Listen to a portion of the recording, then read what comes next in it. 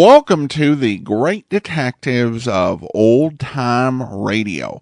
From Boise, Idaho, this is your host, Adam Graham. If you have a comment, email it to me, box13@greatdetectives.net. Follow us on Twitter at Radio Detectives and become one of our friends on Facebook, facebook.com/Radio Detectives. I do want to encourage you to check out our other podcasts at otrsuperman.com, the Old Time Radio Superman Show. I did every circulating episode of Superman over the radio over a 10-year period. There was a server issue, and we are currently correcting that, restoring all the episodes that disappeared off the server, so you can catch 12 episodes, generally 15 minutes each per week, being reposted over at otrsuperman.com. You can also check out the video version of this podcast at videotheater.greatdetectives.net. And if you are curious about World War II, then you'll want to check out The War. The War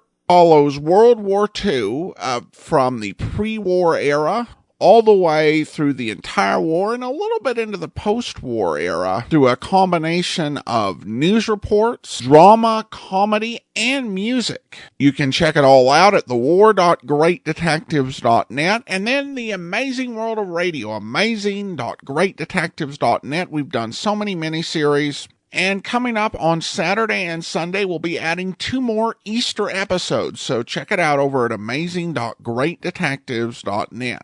Well, now it's time for this week's episode of The Fat Man. The original air date is March the 3rd, 1955, and the title is Murder Shows an Unfamiliar Face. There he goes into that drugstore. He's stepping on the scales. Weight 239 pounds. Fortune, danger. Who is it? The Fat Man.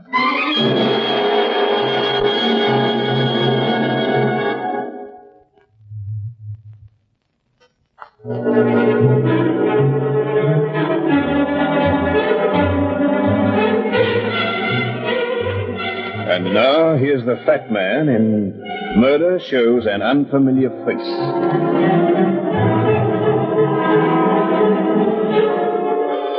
This one began on the state highway just about 10 miles out of town. I was coming home late one night from a boat club banquet, and being alone, I had the old Ponte up to about 50. It was plenty dark that night, so I came around a curve. My headlights picked out a woman standing right in the middle of the road. She was waving her arms, trying to flag somebody down. So I slowed up and pulled over to the side of the pavement. Right away, I could see that she was kind of cute. Waving at me, sister? Yes. Oh, yes, I was. Thanks so much for stopping. What's the trouble? Nothing. I just wondered if I could hitch a ride. Sure, get in. Which way you headed? Your way, back to town. Fine.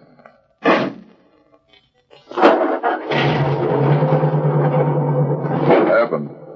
Your boyfriend leave you stranded? No, I didn't have a date. I thought maybe you were walking home from a buggy ride. Oh, no, it wasn't anything like that. What was it? Nothing. I just missed the last bus back to town. Pretty late for a girl like you to be out, isn't it? Especially on a dark road. Yes, I know. That's why I was so glad when you came along. How did you know it was going to be me? It's a risky business riding with strangers.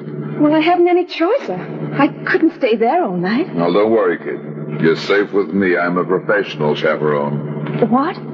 A private detective. Oh, for a hotel? No, for Brad Runyon. Brad Runyon? Yeah, that's me. Oh. What are you doing out here so late at night, baby? Oh, well, Look, are you really a private detective, Mr. Runyon? Sure, why? Because, well, you might be able to help me find him. Who? My father. Where's he gone? I don't know what. Oh, that's it, I don't know. Hey, wait a minute with that. There's a law against crying in this car. But I was so mean to him. Okay, you were mean. What did you do? I just never went anywhere with him and never let him meet any of my friends. Not even the boy I was going to marry. Why not? What's the matter with the old guy? He's sick. Mentally, I mean. His mind sort of wanders off and he can't remember things. So you don't want him to queer your romance, huh? That's right. Has he ever walked out on you before? Well, just once when my mother died. He lost his head and disappeared for 2 days. Well, that's why I'm out here tonight. I thought he might have been in the grave. Was he? No. Well, dry your tears, kid. I'll call up somebody at the Bureau of Missing Persons first thing tomorrow morning. They'll help you find him. Oh, won't you? Look, honey, I'm a pro. I've got to take cases that pay off. Oh, I'll pay. Not my kind of dough. I need plenty to feed this starving carcass. Don't you see how thin I am? I'll give you anything you want. No, kid. Nothing doing.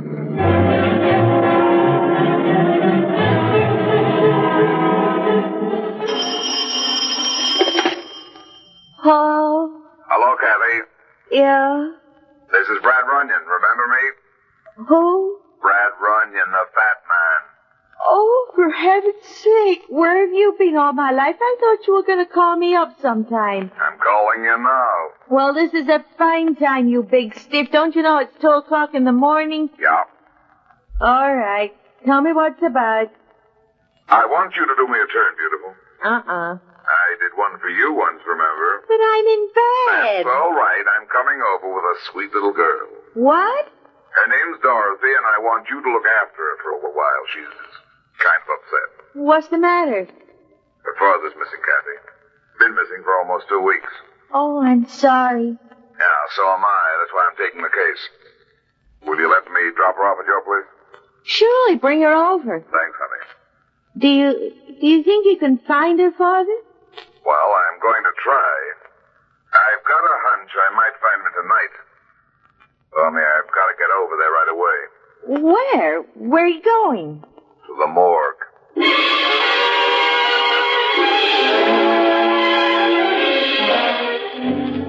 Look, Len, I know it isn't exactly cricket to ask you a lot of questions. Okay, get to the point. Well, I'm looking for a man about 60 years old, gray hair, blue eyes, and not a mark of identification on him. Uh-huh.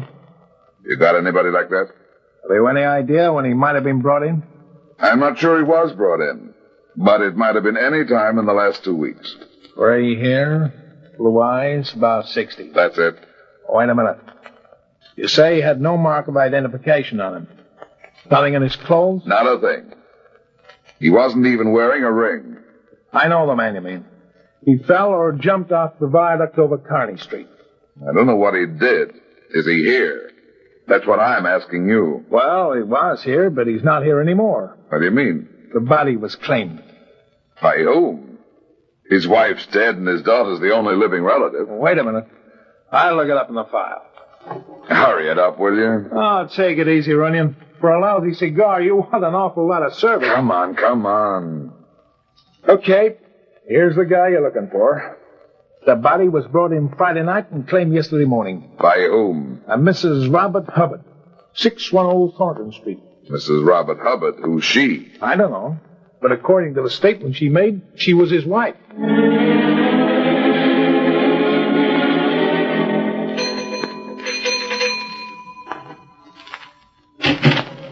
Yes? Good morning, Mrs. Hubbard.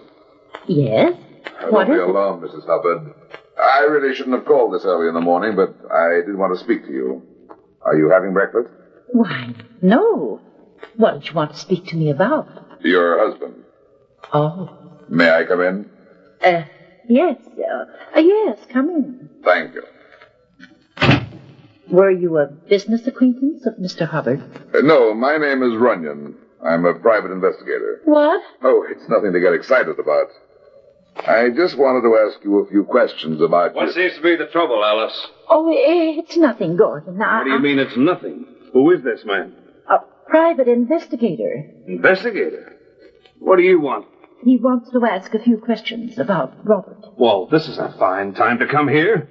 Young man, do you realize it's only 2 days? Gordon, please. Let him go on, Mrs. Hubbard. Confound it, haven't you detectives any sense of decency? This poor woman has just lost her husband. And for 2 days now, you people have been cross-examining her like a common criminal. Gordon, for heaven's sake. I don't care. I'm fed up with this nonsense. And I'm not going to put up with it any longer. Oh, now. That sort of attitude never got anywhere.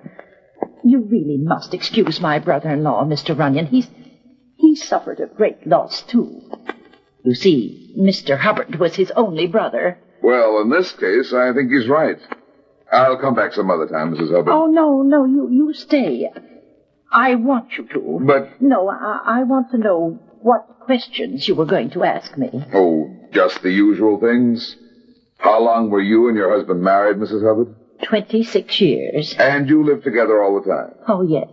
We were very much in love. He'd never been married before, had he? No, of course not. Well, just one more question, then.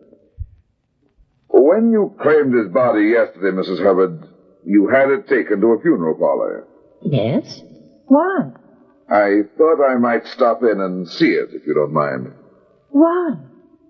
Well, I just want to find out how much he resembles the man I'm looking for. I'm afraid that's impossible. Impossible? For me to see the body? Yes. Mr. Hubbard was cremated last night.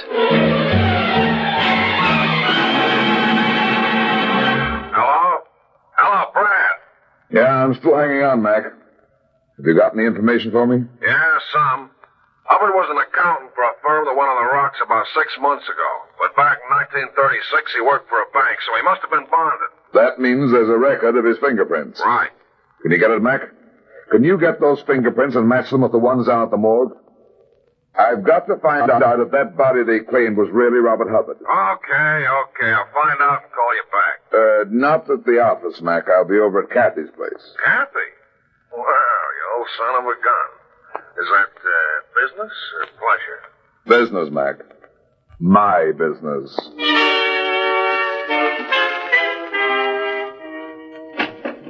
Hi, Kathy. Hi. Am I in time for breakfast, or have you had it? Had it? Just my luck. I came over here on an empty stomach. Oh, is that the way it looks when it's empty? Hey, no cracks. Oh, sorry, I couldn't resist it. I'll get you some toast, Brad. Good. And while you're at it, throw a couple of eggs on it. Okay, this way to the kitchen. Thanks. Where's the kid? Dorothy? Yeah. Oh, she'll be back in a minute. She just went down to the corner with her fiancé. Fiancé?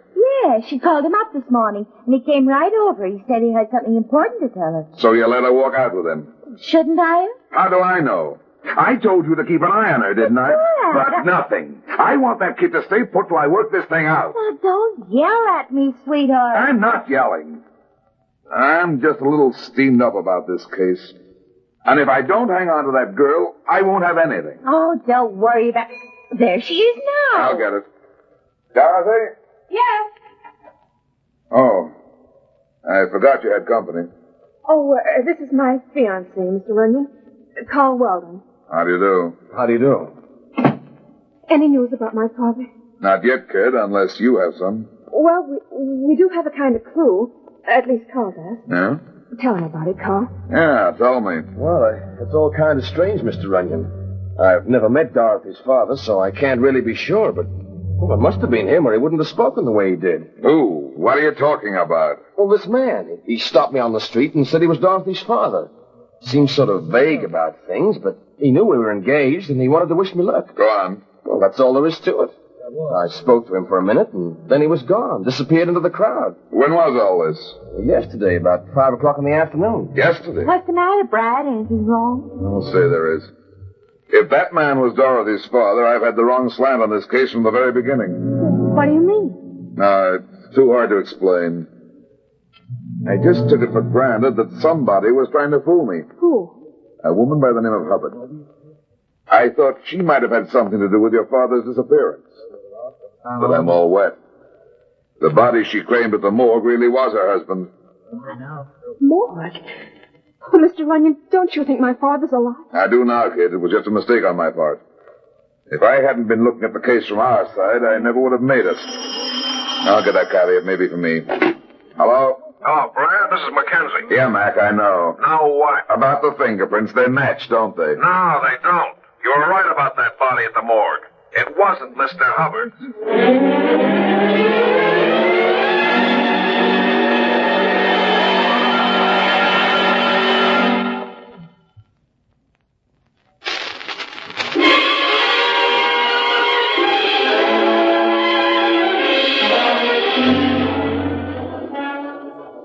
did you leave her in my apartment, Brad? Because that's the safest place for her.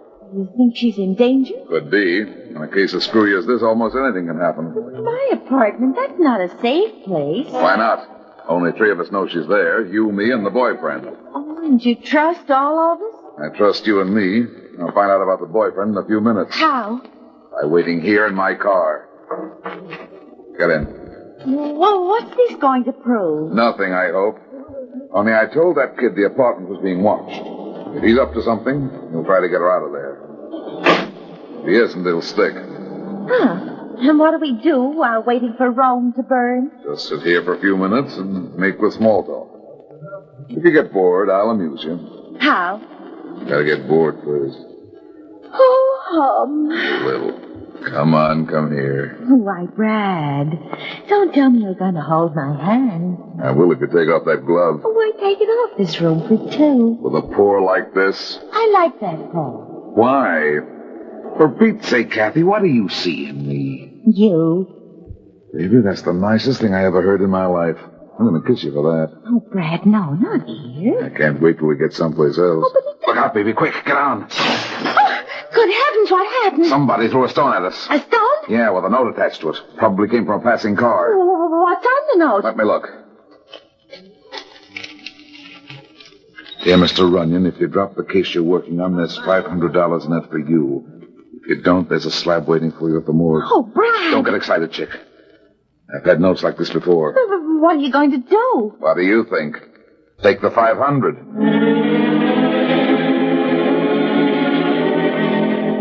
You're crazy, Runyon. Absolutely nuts. Now listen, Mac, I want to drop the case, the whole thing. I've got a yellow streak down my back. Oh, are you kidding? Nobody. I don't want to get bumped off any more than you do. I'm fat, but I'm not covered with armor. Come on. What's the setup? You heard it. I'm scared. I want to drop the case. About 24 hours. Well, that's more like it. I've got to drop it so I can find out who wants me to and why. Now, if you keep quiet about those fingerprints for a while, I'll split the reward with you when we make the arrest. Reward? For what? I don't know yet. Take your pick. Larceny, fraud, embezzlement, or murder.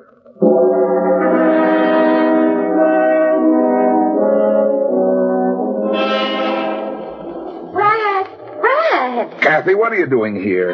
I asked you to wait for me in the car around the corner. Brad, listen, he's gone. He's left the apartment. Who? Dorothy's friend Carl. How do you know? I just saw him in the street. What? He passed by right in front of the car, so I got out and followed him. Kathy, for Pete's sake, will you... It's all right, he didn't see me. Was he alone? Yeah. Where'd he go? Come on, I'll show you. Hurry up, there's something awfully screwy about all this. You said that once before. This time I mean it. I'm beginning to think that note we got wasn't on the level. What do you mean? Nobody's trying to buy me off this case. That $500 offer is just a stall. For what? Time. While I'm running down that note, the guy who wrote it is covering up his tracks. His or hers. No. This way, Brad. He went through this alley and down those basement stairs. Okay. Hold it up a second. What's the matter? Just want to unbutton my overcoat. Oh, Brad, what are you doing? And the gun on the outside. You stay here, baby. I'm going down those stairs. But, Brad, you can't... Do as I tell you. If I'm not out in 2 minutes, don't come after me. Get Mackenzie. All right, Brad. Don't look at me, kid. Get your watch out. I've got it.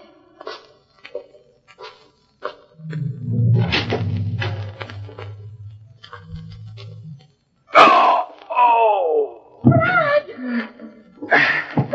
Oh, that was a mean one.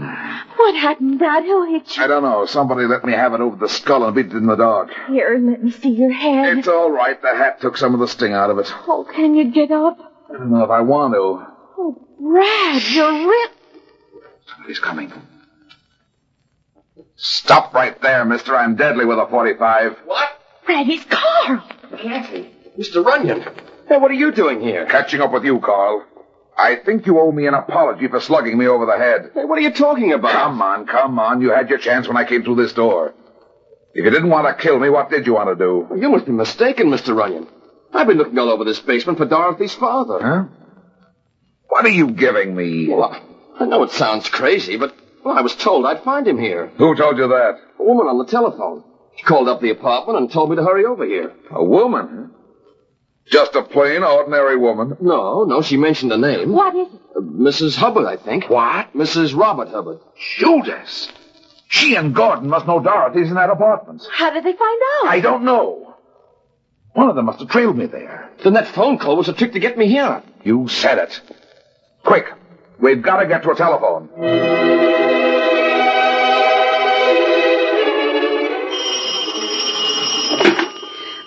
Hello? Well, Dorothy, this is the fat man. Oh, hello, Mr. Runyon. Are you all right, kid? Why, yes. Nobody tried to break into the apartment? I'll get you out of it. No.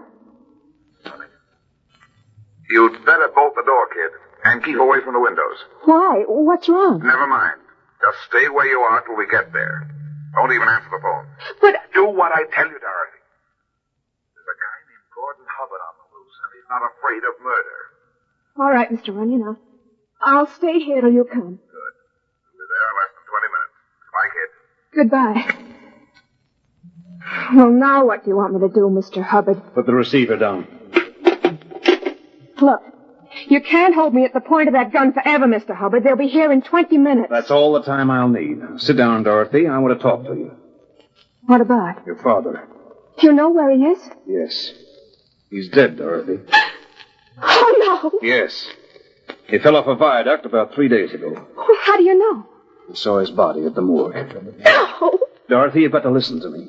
You've got to be brave about this because it means so much to Mrs. Hubbard. What are you talking about? She doesn't know about your father. She thinks the body we claimed at the morgue really was her husband. Your father and he resembled each other enough to fool her. But who would want to fool her? I would. I did, in fact. Why? Because I wanted to keep something from her. The fact that her husband was burned to death in a fire about a week ago. What? His charred body was found in the apartment of another woman. And I didn't want Mrs. Hubbard to know. So you claim my father's body in his place? I didn't know he was your father, Dorothy. I didn't know who he was until I followed Mr. Runyon to this apartment and listened outside the door.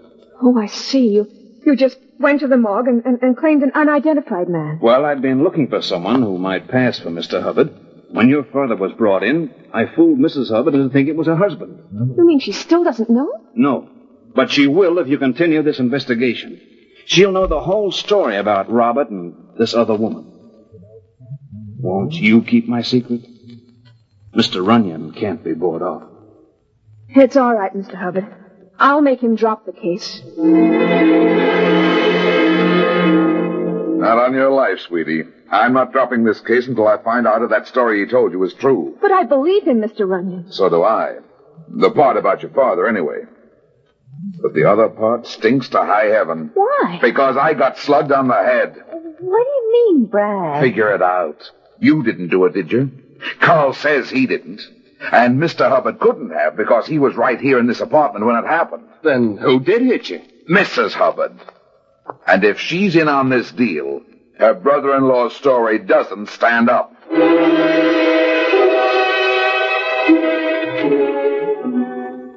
Wait right here, Kathy. I'll go in through the window. Must you, Brad? What do you expect to find? A pot of gold, baby. I'll settle for a photograph album. How do you know Mrs. Hubbard has one? I don't. Quiet now. I'll open the window. Oh, Brad, you'll get killed if anybody's awake in there. Can't I go with you? No, just hold the light. I'll have a hard enough time getting in myself. There. I don't know why you can't let the police do this. Shh. I think I see what I came for. The album? Yeah. Right over here in the magazine rack. Hurry, Brad. Just a second. Here, flash the light on this, honey. What are you looking for? A picture of Gordon Hubbard. If there is any such thing. Well, don't you think there is? Not if my hunch... Duck, baby, duck. Somebody's coming. You shouldn't have done that. Why not? Somebody was at that window. I saw him. But suppose it was the fat man. So much the better. Turn on the lights. Gordon, it is the fat man. You killed him. Stay where you are, Alice. He's faking. Not faking, Mr. Hubbard. Just giving my assistant a little more time to get to the police. What assistant? What are you talking about? You'll find out. So will you. Get up. What's the matter? Can't you kill me lying down? I'm not going to kill you. I'm just going to have you arrested for breaking into this house. I plead guilty. What's your plea, Mr. Hubbard? I don't believe I'm on trial. You will be when I find out how much insurance your brother carried. Oh, Gordon. Shut up. What's the matter, Mr. Hubbard? You're not the beneficiary, are you? No, I'm not. Then Mrs. Hubbard is. Naturally. What's wrong with that? Nothing. If her husband is really dead. Runyon, please. If you know what I told Dorothy, please don't repeat it. Not in front of Mrs. Hubbard, please. The story I know, Mrs. Hubbard knows too. You're her husband, Gordon. No. You must be. It's the only way you both can be in on it. You're trying to collect insurance on a man who never died. You're crazy. Am I? You needed money, Mr. Hubbard, badly. So you went to a plastic surgeon and had your face made over. The scars still show underneath your sideburn. Oh, Gordon. Thanks for the confirmation, Mrs. Hubbard, but I don't really need it. If he's the man he says he is, there ought to be a picture of him in this album I'm sitting on. Get up. Give me a lift. Get up or I'll kill you. Okay, Mr. Hubbard. Oh, you pulled the rope. Drop that gun or I'll shoot it out of your hand. Robert! What did you call him, Mrs. Hubbard? Oh, You called him by his right name, Robert. You can't prove it. Maybe I can't, Mr. Hubbard. But your fingerprints will. Well, Mac, what's the story? He's a man, all right. His fingerprints are the same as Robert Hubbard's. That washes it up as far as I'm concerned. Police ought to be able to carry on from here. What about Dorothy's father? What do you mean? Did they kill him or just claim his body at the morgue? Hey, you got something there. She has at that. My little assistant is learning fast. Oh, am I your little assistant? You ran for the cops, didn't you? For all you knew, you were saving me from a death worse than fate. Now, that's gratitude for you. Now, wait a minute, you two. I want to know about this murder business. Now, if Hubbard Yeah? Telephone, Mackenzie. Okay. Now, don't go away, Runyon. I'll be right back. Well, Brad, what do you think? I think you're good, just baby. Oh, no. I'm talking about the case. You're too far away. I can't hear you.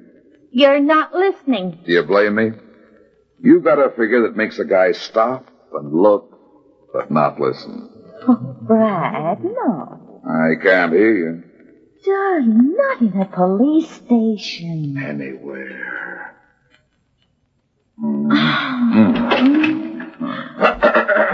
Brad. Oh, stop coughing and come in, Mac. You know how I feel about Kathy. Well, I know you're not interested, but Hubbard didn't murder that girl's father. He just claimed the body of an unidentified man. How do you know? The kid just called me. Her father's still alive. What? Yeah. He'd been walking around in a daze for a while, and when it cleared up, he remembered who he was and went home. Oh, that's wonderful. Well, that's this business for you, Kathy. If he hadn't been lost, Mr. Hubbard would never have been found.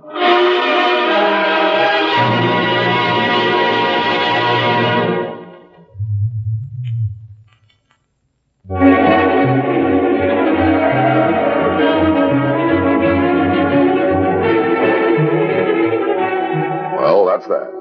It seems I spend my life in getting into trouble and getting out of it. But at the same time, I generally manage to get some other people in and out of trouble, too. Be seeing you again. So long.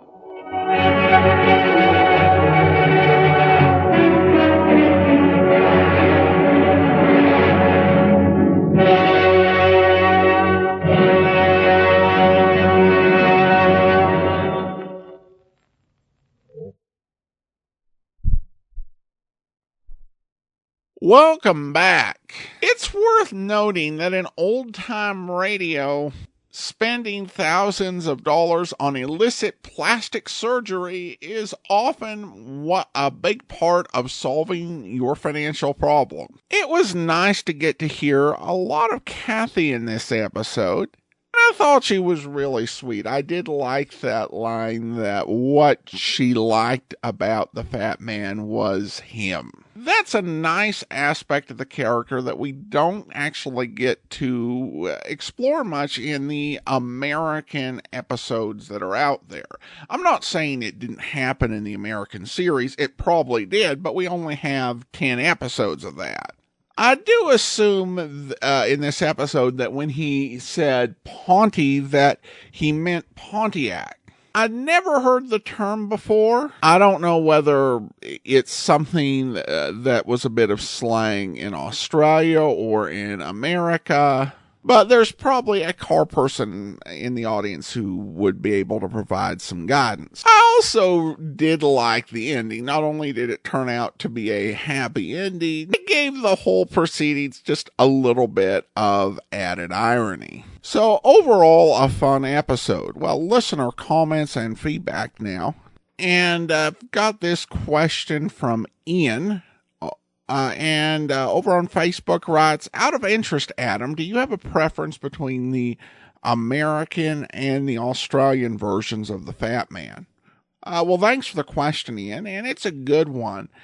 And I do actually enjoy both, and I think that the Australian Fat Man does a good job of translating the series. Certainly one of the better ones that we've heard, given the limitations. But that said, I definitely would love to have more American episodes of the series, and I do have a preference for those.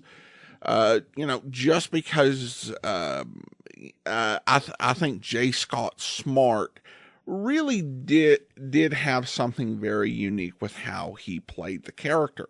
Now, certainly Lloyd Barrell has put his own spin on it, and I think does a perfectly fine job. But the original is definitely my preference. I loved J. Scott Smart in the extant episodes as well as in the movie version. And everybody who heard the American version has just got such a strong memory and association with it. And I am totally